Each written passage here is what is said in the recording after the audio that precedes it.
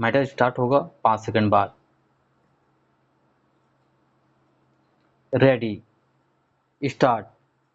जल का कोई अपना रंग नहीं होता, उसे जिस पात्र में डाला जाए वह उसी का रूप धर लेता है। लेकिन इंसानी सभ्यता का चरित्र यह रहा है कि उसने नदी को पात्र में कम, अपनी महत्वाकांक्षाओं के सांचे में ज्यादा ढाला है। नदी जब पहाड़ों की गोद में एक अल्हड़, निश्चल और बेपरवाह बच्चे की तरह किलकारियां मारती हुई नीचे की तरफ भागती थी, तब इंसानों ने श्रद्धावश उसकी लहरों को देखकर तालियां बजाई और उसे शानदार नदी का पावन खिताब दिया। वैदिक ऋचाओं के उस कालखंड को याद करें तो ऋग्वेद के नदी सूक्त का वह मंत्र कानों में गूंज उठता है, जहाँ नदियों की स्तुति करते हुए उन्हें कहा गया था, यानी जो माताओं में सर्वश्रेष्ठ है, नदियों में उत्तम है और देवियों में प्रधान है।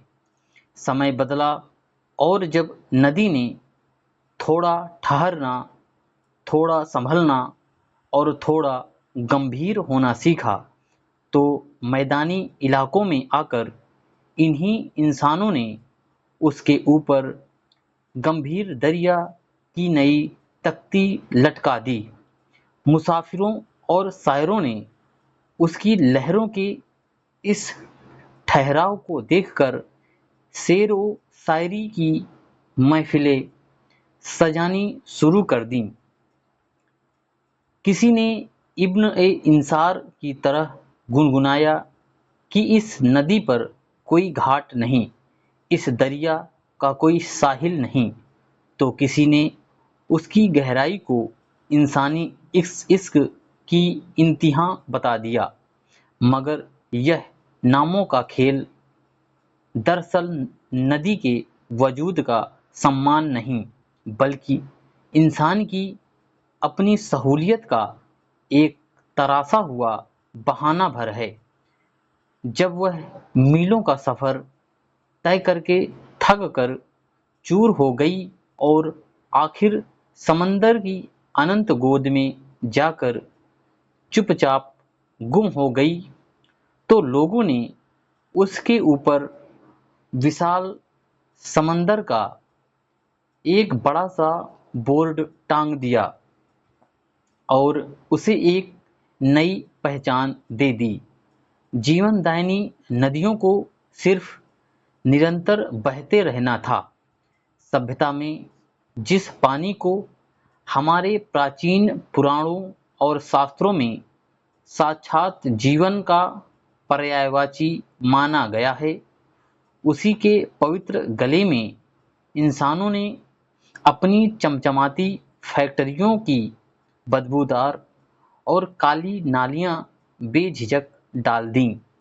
जिन नदियों को जीवन का स्रोत माना गया, उनकी पूजा की गई, आज वही जल रासायनिक कचरे की वजह से अपना जीवन तत्व खो रही है।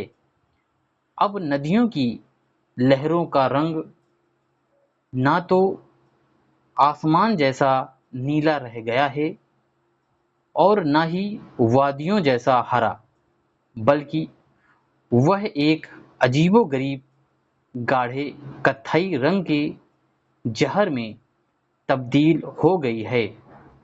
आधुनिक शहर के संभ्रांत लोग रोजाना शाम को उसके इन प्रदूषित किनारों पर टहलने आते थे।